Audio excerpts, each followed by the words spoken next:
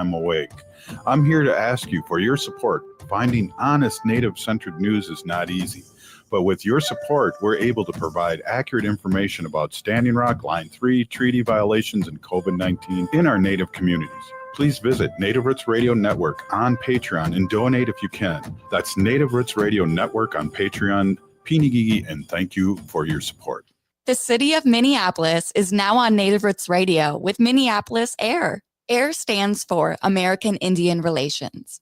Guest host Christine McDonald talks to people about important things affecting the city's Native communities. Minneapolis AIR dives into topics like public safety, public health, elections, and so much more. Tune in to Minneapolis AIR on Native Roots Radio from 5 to 6 p.m. on the second Wednesday of every month, right here on AM 950. On view at Minneapolis Institute of Art, artist Mary Sully was a visionary ahead of her time. Born on Standing Rock Reservation, she worked in near obscurity between the 1920s and 1940s, creating intricate, vividly colored drawings that blend Dakota heritage with modern life. Now on display at the Minneapolis Institute of Art, experience the first solo exhibition featuring Mary Sully's work, only at MIA until September 21st, and always free to visit. Learn more at artsmia.org. Four Sisters Farmers Market is more than a place to shop for delicious organic food. It's a celebration of Indigenous culture, food sovereignty, and community. Now in its 11th season, the market offers healthy, affordable, culturally appropriate local foods every Thursday from 11 to 3. Located on the American Indian Cultural Corridor off Franklin Avenue, Four Sisters Farmers Market is a project of NACDI. Every Thursday now through October, discover more about Four Sisters Farmers Market by visiting nacdi.org. Greg Bakken here. I've told you about the out-of-the-world roast beef sandwiches at Maverick's Real Roast Beef, but I haven't told you about their Philly steak sandwiches, turkey bacon avocado sandwich, BLT, crispy chicken, fish sandwiches, brisket, or pulled pork. Okay, you get the idea. They make a lot of delicious food to the same standard as their famous roast beef sandwiches, and now I'm starving. I'm going to go to Maverick's Real Roast Beef off Lexington and Roseville, and you need to go too. Check out their menu at mavericksbeef.com. With your AM 950 weather, I'm Patrick Lilia. Tonight, showers and storms with a low of 46, then Friday, partly sunny with a high of 60. Treasure Island sets sail at Children's Theater Company September 9th. Join young Jim Hawkins and the infamous Long John Silver on an adventure packed with pirates, sword fights, live music, and heart-pounding action. Tickets are going fast. Get yours today at childrenstheater.org. Portions of Native Roots Radio may be pre-recorded. It's a good day to be Indigenous. Get up, stand up. They are going to become more brutal.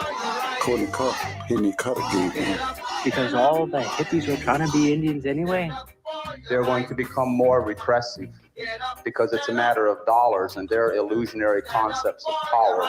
Hey, Victor. We must live in balance with the earth. And also with recent happenings at Wounded Knee. I am awake. Welcome to Native Roots Radio presents I'm Awake, and I'm your host, Wakanja Hade. Hey, Kadigi, to all my friends and relatives in four directions. You are listening to Native Roots Radio presents I'm Awake, and I'm your host, Robert Pilot. Hey, we discuss local, national, Native news and events, and as you know, Native issues are human issues, and human issues are Native issues.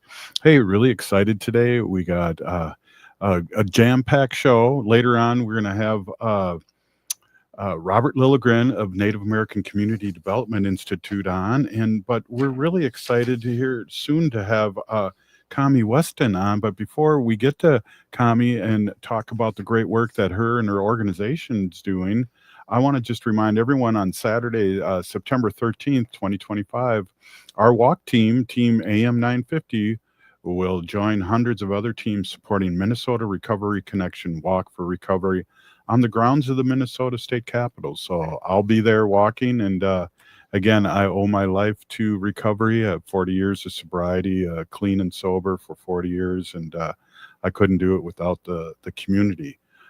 So a big Pinigi we out there. Hey, let's get to Kahomy here, and great to see you again. Thank you so much for coming on Native Roots Radio. Got a lot to talk about. Welcome.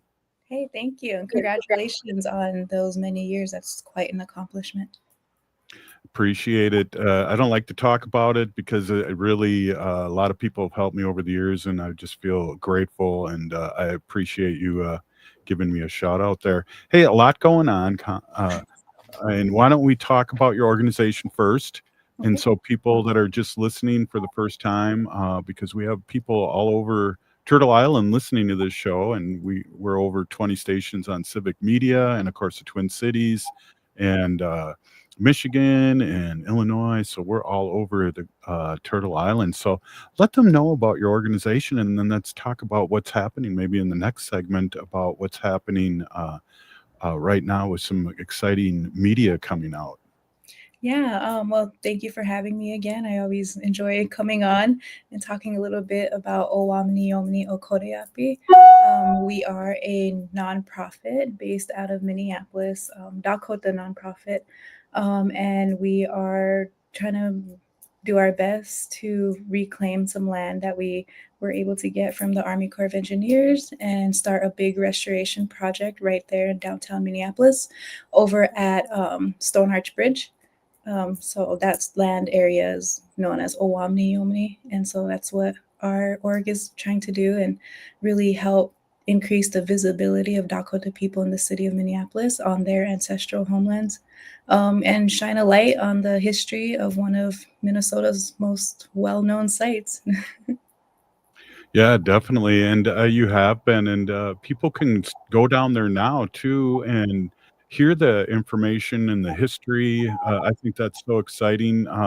You have tours, but you also have little places where people can log in on their phones and find out what's happening and what's the history.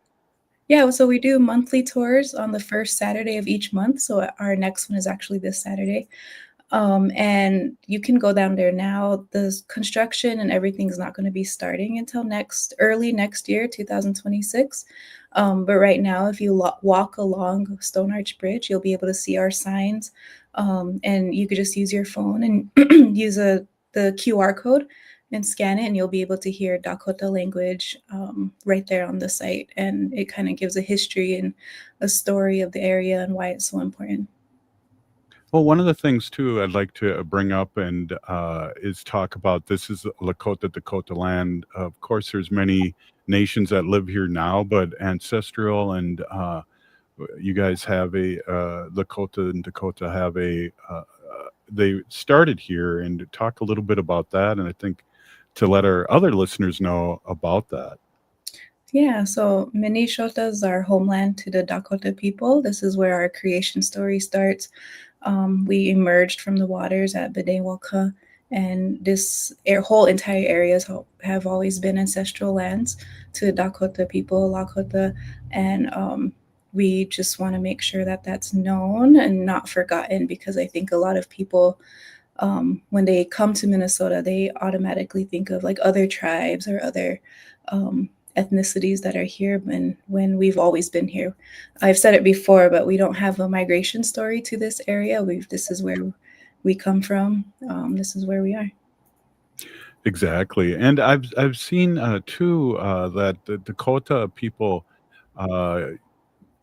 had rice here too at one time, and they were original ricers too here at least in the lower part of the state for sure. Yeah, so the rice beds are super important, and it's awesome now that a lot of other cultures are realizing and how the nutritional value of the wild rice is and how important it is for the ecosystems around the waters and the lands here.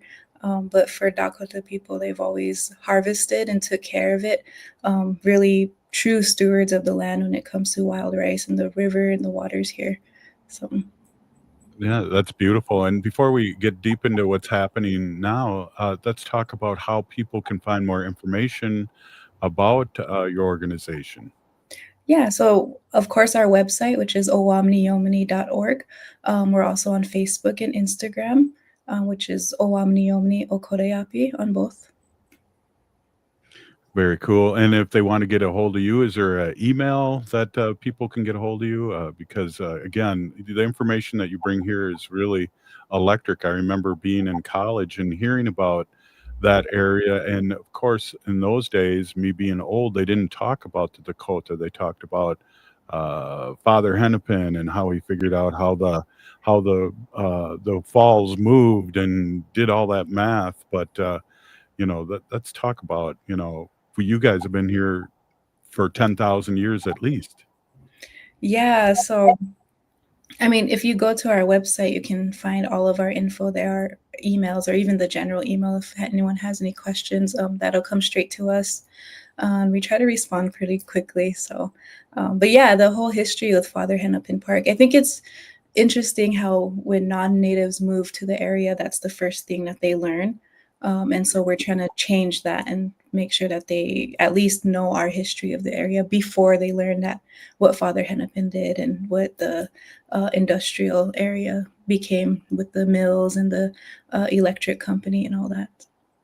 Exactly. And I appreciate you bringing that up because that was my point. Because in the 70s and in early 80s when I was in college, we didn't, the erasure and all those things about Native people here in Minnesota were in full blast. And now we're still here and we're talking about things. And it's beautiful that you guys have this area, which is really, really sacred to Dakota people and all natives that have visited the Dakota people over millennium.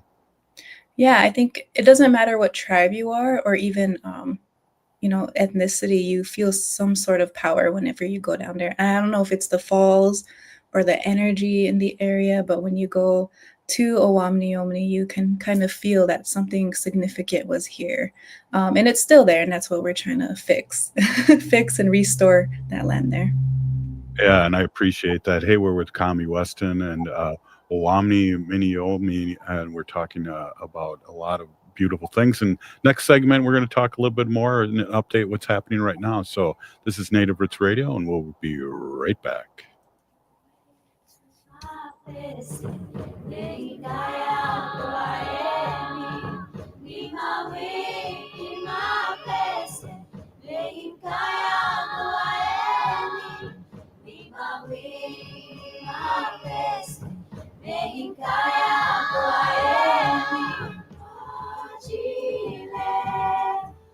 On view at Minneapolis Institute of Art, artist Mary Sully was a visionary ahead of her time. Born on Standing Rock Reservation, she worked in near obscurity between the 1920s and 1940s, creating intricate, vividly colored drawings that blend Dakota heritage with modern life. Now on display at the Minneapolis Institute of Art, experience the first solo exhibition featuring Mary Sully's work, only at MIA until September 21st, and always free to visit. Learn more at artsmia.org. Four Sisters Farmers Market is more than a place to shop for delicious organic food. It's a celebration of Indigenous culture, food sovereignty, and community. Now in its 11th season, the market offers healthy, affordable, culturally appropriate local foods every Thursday from 11 to 3. Located on the American Indian Cultural Corridor off Franklin Avenue, Four Sisters Farmers Market is a project of NACDI. Every Thursday now through October, discover more about Four Sisters Farmers Market by visiting NACDI.org. The city of Minneapolis is now on Native Roots Radio with Minneapolis AIR. AIR stands for American Indian Relations. Guest host Christine McDonald talks to people about important things affecting the city's Native communities. Minneapolis AIR dives into topics like public safety, public health, elections, and so much more. Tune in to Minneapolis AIR on Native Roots Radio from 5 to 6 p.m. on the second Wednesday of every month, right here on AM 950. The place for live music is the Park Tavern. Live music takes over the Park Tavern's dog-friendly patio. Head over on Tuesday, September 9th. It's the Blue Drifters. Wednesday, September 10th, it's D.B. Cooper. And on Thursday, September 11th, it's the Ice Holes. Music runs from 5:30 to 8 p.m., and reservations of groups of 8 or more are recommended. And the Park Tavern offers private and semi-private spaces for small and large groups with no room fees and no minimum spending requirements. On Louisiana Avenue, north of Highway 7 in St. Louis Park, outdoor live music is on at the Park Tavern.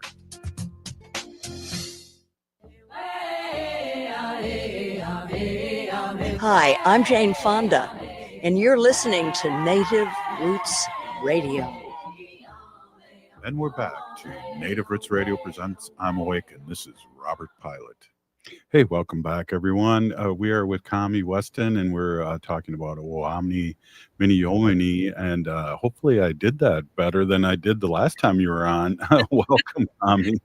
we'll have to invite you to one of our language sessions. There you go.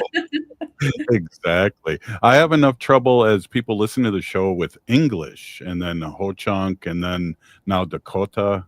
Oh, I'm an old dog. Ho-wah. Hey, so we got some exciting news coming up. Talk about we have a Dakota Lifeway video series. I want to know more about that, and so does our listening audience. Let's talk a little bit about that. Yeah, I'm super excited for this series to come out. One of the just many parts of our organization is Dakota Lifeways and how to bring that back to the area and how to teach the Dakota people and basically everyone what we're about. And so right now with construction coming up and there's really not a welcoming place to do so at the site, we came up with the idea to do these video series and post them either on social media or online, and to share with everyone near and far who wants to learn more about Dakota lifeways and culture. So in sharing these teachings, we're strengthening our identity, encouraging intergenerational learning, and just creating that space for people to engage and to learn together. So the point of it is to reach Dakota people near and far. So, we have Dakota people living in North Dakota, South Dakota, Canada. That way they can learn, and it kind of gives you a small snippet of what we're going to offer in person at the site in the future. Yeah, well, right now too, like you said, this Saturday, I believe you're having another tour. Talk about what that consists of and who's running that. Yeah, so it's our programming department that takes lead on that, and we offer private tours that you can set up with us through our website, and we do during the summer months, we do a monthly tour at the first Saturday of every month, and those are facilitated by Barry Hand, our awesome program manager, and he just takes you around the site, tells you the history, what our future plans are. Maybe he'll throw in some jokes and some stories in there. But yeah, it's really fun. And if anyone wants to join, you can always just show up or register online at our with the link online. Yeah, I wanted to hear Barry Hand's name so I could always tell the story. Whenever I see Barry and he introduces me, he said Ho-Chunk people ate people. So I just want to throw that out there. Yeah, we were very cool back in the day, and Barry knows it. But and it's funny too. I just want to say about Barry is that he knows so much too, not just about Dakota Lakota things. And he's a language teacher and has been for years in the public schools. And he knows so much. He knows a lot about Ho-Chunk, and a lot about all the other tribes that are here too. He does. I learned something from him every time we talk. So he always has some sort of random knowledge about everything. So. Yeah, well, tell him next time you see him that, hey, I heard Ho-Chunk, hey, and he'll smile and like to join in on that story. So again, people are just getting in and out of their cars. How people can get a hold of you and maybe spell it out while they're driving, and they can memorize how to get a hold of the website and the Facebook. Yeah, so it's just Owámniyomni.org is our website, and Owámniyomni Okhódayapi on Facebook and Instagram. And right now, if you go to our YouTube channel, you'll be able to see the first 3 videos of our Dakota Lifeways video series out. The first one is Kansu Kutapi, which is shooting stones, or plum seed game, which is a traditional game. And then the second one is Papa, and how to dry meat, how to cut it and dry it. And then the third one is Wojapi. And with the first video, first Wojapi video, because you can make Wojapi out of a lot of berries, is June berries. So that's really exciting. And those are all on our YouTube page right now. If you go to our Facebook and Instagram page, there's a link that takes you to the YouTube page. So then you can watch all 3 of them. And then we're going to try to release these videos monthly, and whatever activities they are, it'll be seasonal appropriate. Yeah, I would love to. And I'll be sharing that out on our Facebook and Blue Sky and every all the links there, because that's exciting. And, we talk about, there's always a pushback in a sense of people that talk about being here for 100 years and that this and that. But as Native Americans, or however you want to say it, indigenous people, again, the Dakota people have been here over 10,000 years, and there's proof out there. And this is your homeland, and it's exciting that it's part of land back, don't you think, Kami? It's kind of like a land back situation, what you guys are doing. Yeah, for sure. You can look at it that way.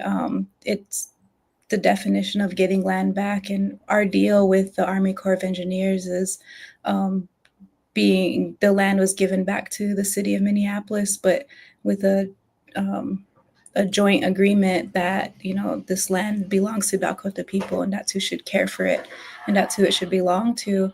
And in doing that, that's where Owámniyomni Okhódayapi comes in to restore the land, because it's our belief that Dakota people shouldn't have to pay for land that was taken from them.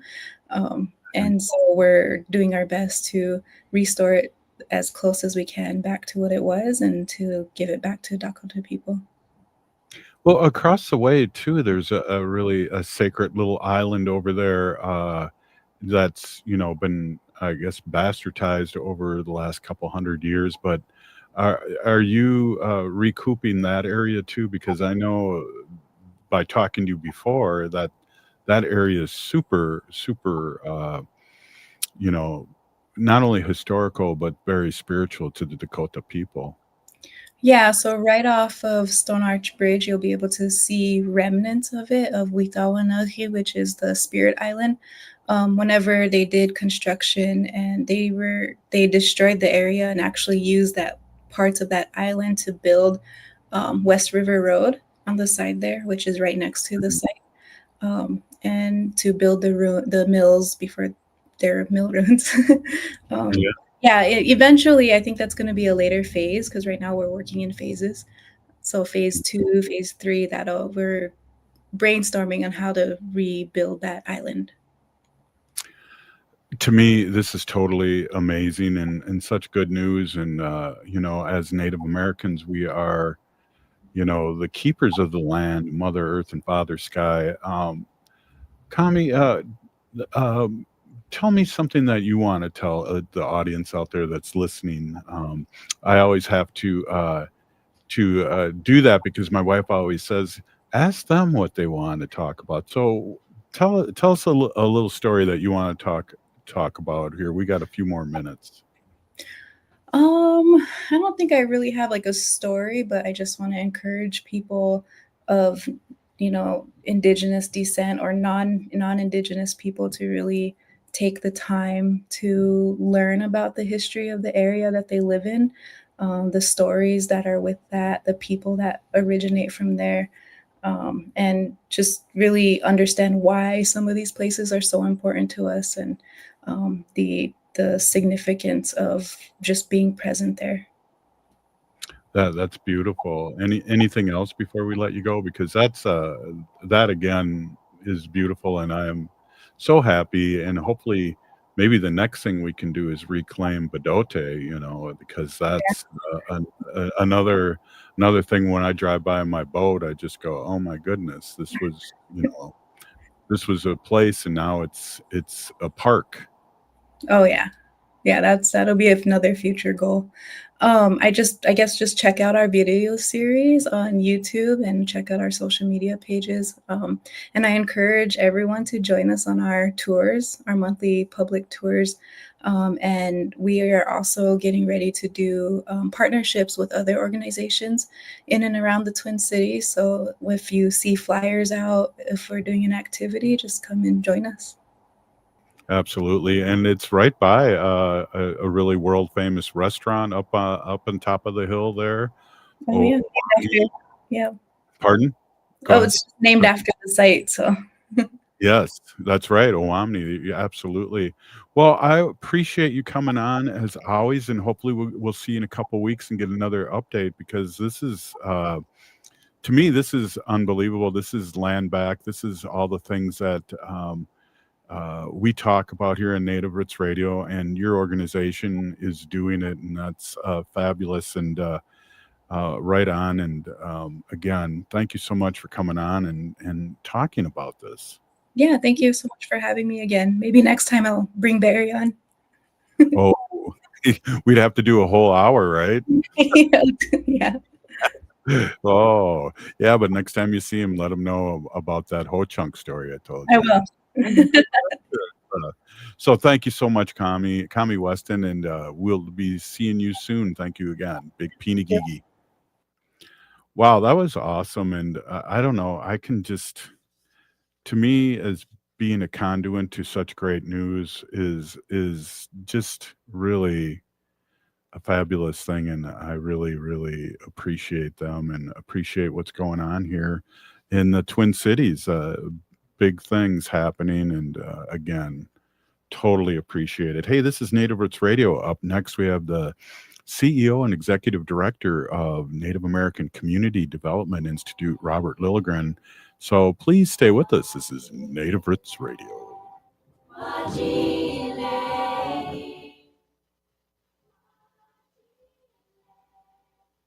When was the last time you had your roof inspected for extreme weather and hail damage? This is Chad, owner of AM 950, to talk about the exterior construction company I trust, Snap Construction. If you've noticed new roofing projects in your neighborhood, your home was likely hit by hail last summer and experienced damage. Snap Construction is helping homeowners like you, and they're the roofing specialists I trust. They are the most well-reviewed contractor in the Twin Cities and have a ton of positive customer reviews from homeowners just like you. Even better, Snap Construction's installations are backed by a lifetime warranty, so you know you're dealing with a qualified roofing expert. You want to work with a company that will be here for a long time after the work is done. Snap Construction has handled thousands of claims and will help you through the process. Do yourself a favor and get a free roofing inspection so you have the facts and peace of mind you deserve. Call Snap Construction today at 612-333-SNAP. That's 612-333-SNAP. Or visit snapconstruction.com. Cafe Latte offers made-from-scratch soups, salads, sandwiches, and mouth-watering desserts. So come check out their pizza and wine bar, or get a treat from the bakery made fresh daily. Plus, you can still do online ordering and takeout, along with gift cards. Just go to cafelatte.com and choose from their ever-changing selection of award-winning salads, sandwiches, and soups. Cafe Latte is located off Victoria and Grand and online at cafelatte.com. Hey, it's Patrick for Zero Res. It's the start of our favorite season in Minnesota, football season. With all the hype and action this season brings, we know things can get loud and messy quick. Before you invite your friends and family over to watch the big game, you better call my cleaning heroes at Zero Res to clean up all of those fumble moments in your home. And as always, you can score a guaranteed touchdown with great savings from Zero Res this month. If you weren't able to take advantage of Zero Res's Labor Day sale, great news, the Labor Day sale has been extended. Get 3 rooms of carpet clean starting at $119, plus a free hallway and $75 off an air duct cleaning. Having Zero Res over will be a big victory for your home. You'll always come away a winner, even if the guys in the purple or the maroon don't. Call 952-ZERO-RES or go to ZeroResMinnesota.com and ask for the AM 950 special. Backward or forward spells the same. Zero Res. Find a wide selection of outdoor hearth products at Woodland Stoves and Fireplaces. Whether you prefer wood or gas, Woodland Stoves has the fire to fit your home. Pizza aficionados know nothing matches masonry oven baking for capturing flavor and nutrition. Woodland Stoves and Fireplaces can easily install one in your home or business. Enthusiasts use these ovens year-round for bread making, wood roasting, even grilling. The mission and passion of Woodland Stoves and Fireplaces is to make the fire work for you. The way humans relate to fire is primordial. We have used fire to warm our bodies, cook our meals, and kindle our spirits. Our team has the know-how to do this in a clean burning and environmentally smart way. Visit our store and experience the diversity. We have over 35 working units on display at the corner of Riverside and East Franklin. See us online at woodlandstoves.com. Find the fire that fits and works for you. Woodland Stoves and Fireplaces, out of the ordinary products and services since 1977. With your AM 950 weather, I'm Patrick Lilia. Tonight, showers and storms with a low of 46, then Friday, partly sunny with a high of 60. Great news, Zero Res's Labor Day sale has been extended. Get 3 rooms of carpet clean starting at $119, plus a free hallway and $75 off an air duct cleaning. It's been extended, but it won't last forever. Book now at ZeroResMinnesota.com or call 952-0RES and ask for the AM 950 special.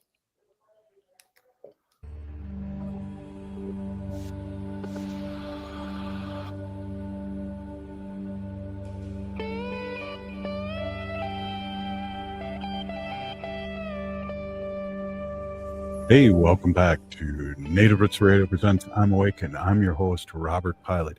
Hey, we have our friend, Robert Liligren on, and always great to see you, Robert. Thank you so much, as always, for coming on Native Roots Radio. Yeah, bonjour, Robert. It's always good to be here. Thanks for having me. So we had a really tough week last week, but I kind of want to switch up just a little bit here. I know Vance was in town yesterday, but I want to talk a little bit about a wrap up of the fair. Got to see you and your family at the fair. Got to see a lot of people. What a wonderful time. A lot of great Native art. A lot of things happening. Really positive out there. It was really enjoyable. It was great running into. I didn't expect it. I thought you weren't going to be there that day. A lot of Native folks out there. It was great to run into all kinds of people, and see your store there. Great. Spend a little money there. And then looking at the art. And it was really gratifying to see Native art represented in the Fine Arts Building. There was a Healing Jingle Dress, some other Native themed pieces. And they competed really well. They won prizes in the competition. So that was nice as well. Absolutely. There was photography, but also too, if you go a few blocks away from there, you go to that corn art and the one of our favorite places, and we always get to see somebody we know there. And this year was no different. Right. So it's crop art. I don't know if people in other parts of the country or the state even know, but it's on with seeds and other crops. And some of these are just beautiful, ornate, detailed. I actually didn't go through the exhibit because the line was like 4 blocks long just to get in it. And there are plenty of pictures online. But there was a great recreation of our Lieutenant Governor, Peggy Flanagan, my whiter sister, and recreation of her campaign poster for her run for the U.S. Senate. She's in the middle of a U.S. Senate campaign. Yeah, that's great. And it's so funny too. I saw you at Native Roots Trading Post, and you had just said you just saw the Lieutenant Governor. And then after that, I ran into her and then and got a selfie with her and her daughter. And what an amazing time. I really, really am excited for Lieutenant Governor. She had that T-shirt at the DFL with her going down the slide as a drawn picture of the Lieutenant Governor. But how fun and how positive, and always great to see her. It's great to see her. I think they were sold out of that T-shirt on maybe the first or second day or something. Yes. But, and then this great giant slide at the Minnesota State Fair is iconographic, right? You immediately associated it with the fair. And Lieutenant Governor Flanagan was there with her group to go to the same concert I went to. I went and saw Melissa Etheridge and the Indigo Girls. And I didn't see her there. I didn't even know she was there, but I saw postings on social media. That was a great concert to go to. Wow. I had the chance to see and meet the Indigo Girls up at Winona LeDuc's birthday party one year. And that was fun as heck, and a lot of great artists. Hey, there's an article that came out too just recently from I guess I can't remember where it came from, but there were some things that really popped out for me, Robert. Article about Lieutenant Governor Flanagan? Yes. Is that the Minnesota Reformer article? Yeah, that's right. It is. And one of the things that jumped out for me is they said by the end of June that she had nearly raised $1.4 million, and most of the money coming from individual donations of $200 and less. And to me, that's kind of Bernie-esque to me. I love that. No, I loved reading that. I'm just enthusiastic about it. I mean, first off, the overall fundraising haul is impressive, right? For a first time. Yeah. Senate campaign, and then the fact that it's from small donations, I always feel like that adds a nice bit of zest, whether like Bernie or any candidate pulling in those small donations. I mean, that shows actual grassroots support. Absolutely. And what's really cool about that too, in past elections, like Wendy and I, whenever we'd see the people like Peggy, that Lieutenant Governor that we support, we'd give them another small donation, and it added up. That's what was easy to do.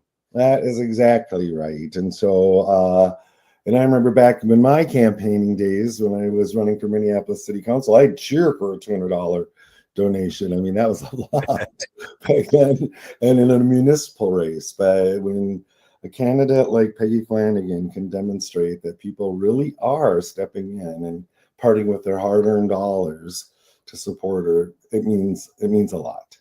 Well, it's funny too, a combination of the fair and Lieutenant Governor, and Elizabeth Warren was at the fair and also went to her I think it was a Thursday or Friday, the first or second day of the fair. They had that big rally where it was just jam-packed, and Elizabeth Warren, who I loved and really supported as president originally, was there. Right. She was a big supporter of Peggy's. There was a kickoff here in Minneapolis. I think they packed the venue, right? Yep. It wasn't the largest venue in the world, but it was in the thousands of people. And I had a conflict and couldn't be there, which just killed me. I was up on the lake. I guess I was excused. But it just looked great, and the enthusiasm, and money's one thing, and that's important in a campaign, but that level of enthusiasm, that's the ticket, right? That's what'll bring more supporters, bring more contributors and things. And so it looked like a great time. Were you there? No, I wasn't, and I didn't hear about it. But anyways, I was working at the fair those first 2 days, the whole day, so I couldn't have made it. But I liked what I heard. The Attorney General Keith Ellison said to the PAC rally in the Minneapolis Friday that Peggy is the most dedicated fighter for kids in America, y'all. And I think she's just a fighter, period, and that's what we need now. We do need fighters, and she is one. And I agree with our Attorney General Keith Ellison, a progressive champion here in Minnesota, well, across the country, actually. And Peggy, I've known her since her very first campaign back in, would it have been 2002, 2003, 2004? Maybe she got elected to the Minneapolis School Board. Yeah. And I was just thrilled to be part of her campaign group back then, and you could just see something in her, And I remember thinking to myself, wow, this young woman could be governor someday. And then I thought to myself, well, hell, she could be president someday, right? And she's just on this great trajectory, and she's so genuine, right? She's so genuine, whether she's talking to one person or 10,000 people. And you just connect with her. But the one incredible superpower she has, I think, is that she can hear what people are telling her, their concerns, their issues, their worries, their dreams, their hopes, and then she can translate that into governmental action. As a school board member, as a state legislator, now as lieutenant governor, she really, really delivers. Absolutely. And you know what I like, Robert, and I know that her as a person is super smart, because I've seen her speak to large crowds. It's not a stock speech. It's very deliberate to who she's speaking to. It's not written down, and that blows my mind that she's that intelligent to be able to do that. I need notes in front of me just to say my name here on Native Radio. Or to say my name or the name of my organization. All right, there, easy. And I think I agree. She is super, super smart, big brain person, but then that is so wonderfully integrated into her obvious compassion. Yes. Right? So you get a super smart person saying really brilliant things that are underpinnings of compassion. And I think that's rare in public life. And I want to get back to, as a fighter, that's what we need now. We need somebody to talk about the prices are too high, these tariffs, these things that are happening from the GOP and from the Republicans is not working and is not even close to working. Just go at it. Right. She's a fighter for the people, right? And she, I always admire in her, and, you know, I try to do this myself, but she'll say what she needs to say in public. You know, even if it's hard, even if it's painful, even if there's a good chance of retribution, she'll say it like it needs to be said. And she's not just agitating for the sake of stirring something up. She is moving a strategy forward. Yep. Wow. Really good point. What is some of the fond memories you've had with the lieutenant governor? Because when I first met her, she was a state representative, and then what happened was that her and Governor Walz opened up their campaign at the Indian Center, which I just thought was just amazing to do that and have that done. I agree. It was very high profile. The Minneapolis American Indian Center is the hub of the Native community here, and they came here to kick off the whole campaign. Amazing. And I felt like that meant something, right? And they talked in just the way I wanted to hear. They talked about co-governance and how they balance each other and things. And for the most part, I think they did. Yeah. But I remember Peggy came to me as vice president of the Minneapolis City Council, right? And so she came to me because I had experience as a Native person with campaign experience. And she, I was at her first campaign committee meeting, and I wrote her first contribution check. And then this was probably the fondest memory. I got to introduce her for her first victory speech at the big downtown DFL celebration. Well, with them, it was a celebration, but she won. So I got to introduce her for her victory speech. But then the piece that really mattered to me is she came to me, presented me with tobacco, and she asked me if I would administer the oath of office for her. Oh my God. And since I had taken the oath of office at the time, I could administer the oath of office. So I had that honor. That is an honor. That's amazing.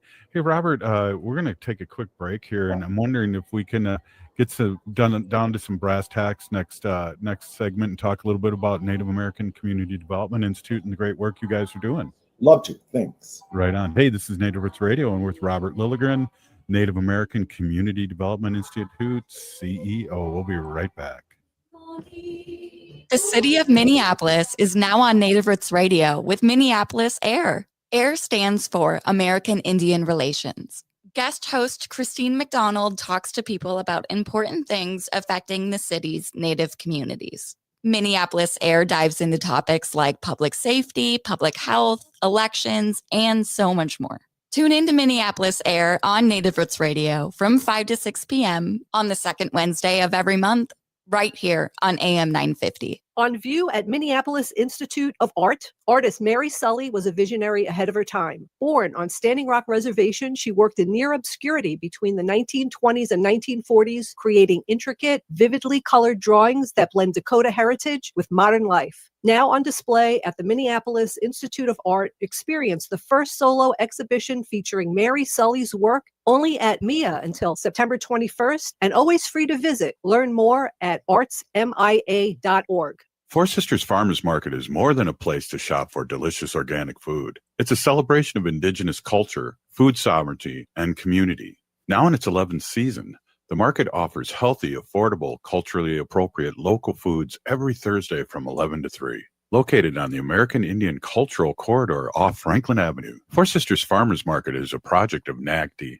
Every Thursday now through October, discover more about Four Sisters Farmers Market by visiting nacdi.org. Located just north of 50th in France, the Great Wall Restaurant has provided a delicious taste of authentic Chinese cuisine since 1981. Specializing in Szechuan and Peking dishes, they offer one of the most extensive menus in the Twin Cities. Favorites include hot and sour soup, pan-fried dumplings, and mushu pork with homemade Chinese pancakes. Stop by their Edina location or call for takeout at 952-927-4439. See the full menu at greatwallrestaurant.us. Anine, I'm Lieutenant Governor Peggy Flanagan, and you are listening to Native Roots Radio. Welcome back to Native Roots Radio presents I'm Awake, and this is Robert Pilot. Hey, welcome back, everyone. We're with our friend Robert Liligren, CEO of Native American Community Development Institute here in the Twin Cities, Minneapolis, talking about the state fair and the lieutenant governor's, I guess, journey to win the Senate. Historic journey. Absolutely. Thanks. And thanks again, Robert. Hey, I'm wondering if we can talk a little bit and get a little deep here on what's going on Native American Community Development Institute. Today, Thursday, we had the market, and I'm getting ready. I'm eating a whole bunch of different pickles because I was picked to be one of the judges with you about the pickle contest. I love it. Yeah, I'm looking forward to this. Will be, I think it's our 4th annual pickle off, we call it. It's a contest that promotes food preservation and food sovereignty awareness. But it's just a general, it kind of reminds me of a county fair contest where we have, I think this year we're having 3 categories, and I've judged for every one of these 4 years. It's just a blast. You're gonna love it. And one of the lead organizers, Cassandra Holmes, who works for Indian Health Board, just has this down. She runs it very professionally, and you get to taste some damn good pickles. Yeah, I'm excited. I'll have to sit next to you because I'll be a novice at this competition. But there's so many different flavors of pickles. There are, and you get a little, that you have judge sheets and everything. I mean, it's easier than you'd think. And so that is on September 25th. Yes. And so from 11 to 3 is the market. So stop on down to the Four Sisters Farmers Market. It's in the parking lot at NACDI, or right outside of the Powwow Grounds coffee shop. And so it's NACDI and Indian Health Board are the sponsors of it, and people just love it. I've been sending out the reminder to people, non-native people and native people alike, and they're like, oh yeah, I'll be there. People are bringing their pickles. And then people who were posting that they showed their pickles at the state fair, maybe they didn't bring anything, I'm sending them the link. I'm like, well, bring them down here. Right on. So how do you prepare? Would I drink a glass of almond milk beforehand, or water, or what do I do to prepare my tummy? I would make sure you have water on hand because you taste a lot of pickles, and they've been doing some process improvements. The pickles themselves will already be sort of diced and on little sticks for you, so you don't know, you're not digging your hands in pickle juice or anything like that. It's all also very well organized, and Minnesota Public Radio is going to have a presence there as well. And they did a great story about it last year. This year, they're bringing more of their community news team, and they're going to kind of make a big dill out of it. Yeah. Do we make our own T-shirts, or are there T-shirts there? Do draw a big pickle on my shirt? I'm kind of a big dill. The one of the prizes last year, and I don't know what the prizes are, but there'll be giveaways and things as well, drawings. But one of them was a beautifully hand-painted T-shirt that had the theme of kind of a big dill. Wow! It was a one of a kind. And then one of the charming parts, and I don't want to get too graphic here, but the trophies. I don't know if you've seen the trophies. Yeah, they're pickle mounted vertically on top of a trophy stand. Yeah. Very humorous image. Definitely. Hey, so we got things happening too at the gallery, and things always happening at the Powwow Grounds. One of the things that I enjoy is that things change up. I love going to the Powwow Grounds. I love going to anywhere on Franklin and stopping by and going in and checking out the art that's there, native art that's on the wall. And basically, I don't think anywhere else does as good a job as you guys do at your gallery. You are so very kind. Our gallery is tiny in the grand in physical space, but it has outsized impact, and incredible international careers have been really fostered out of our little All My Relations Arts Gallery.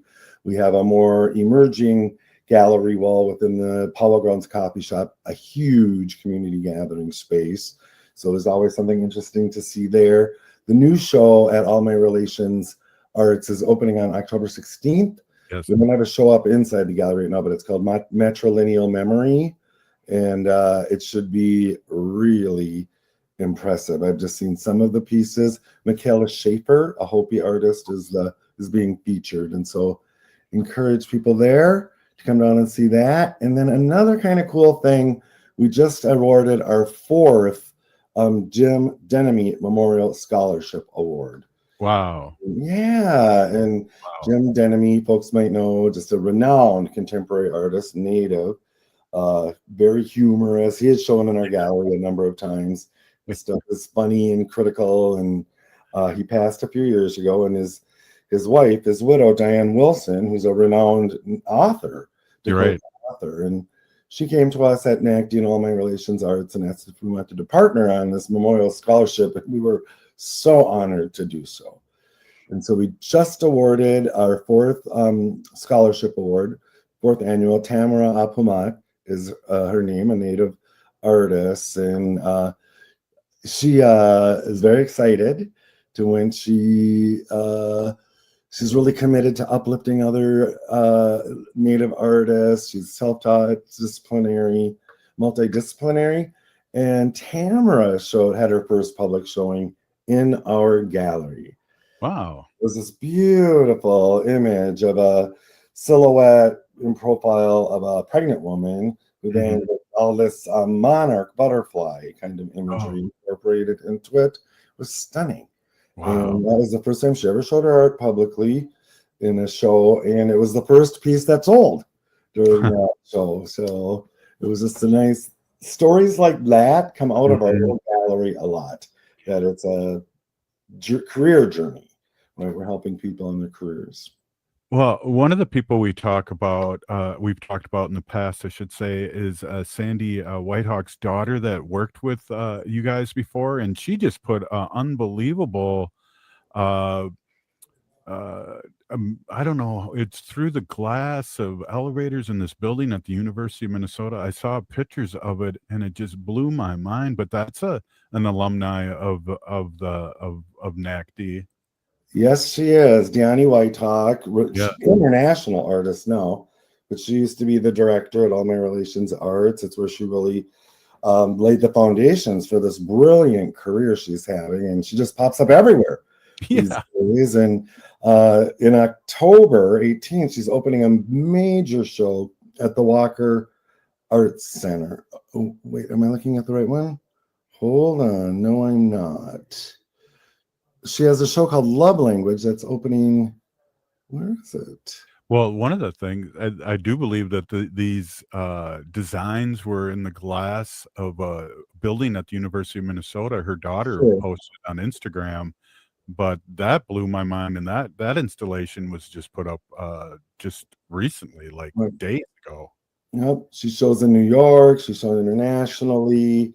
And then when her show is at the Walker Arts Center this fall, we'll be doing some cross programming with them, and it's really exciting.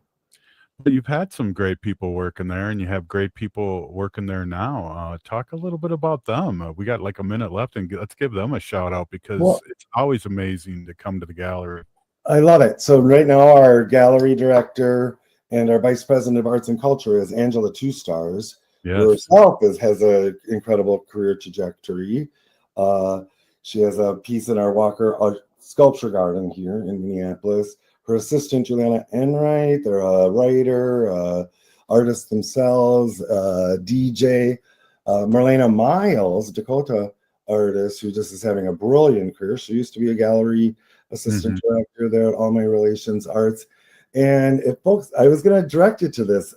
This year, we're doing highlights of staff members. It's kind of like Stephen Colbert's Colbert questionnaire. There's some stock questions, and you can go to the NACDI website, look at staff highlights, and read these interviews that are meant to get people known. We work with such incredible people at NACDI, so here's an opportunity to know a little about them. So NACDI.org. Love to talk more about that. Again, thank you so much, Robert, as always, for stopping in. Have a great rest of the week and weekend, and thank you so much for always. Hey, Native Roots Radio will be back tomorrow. We'll see you later.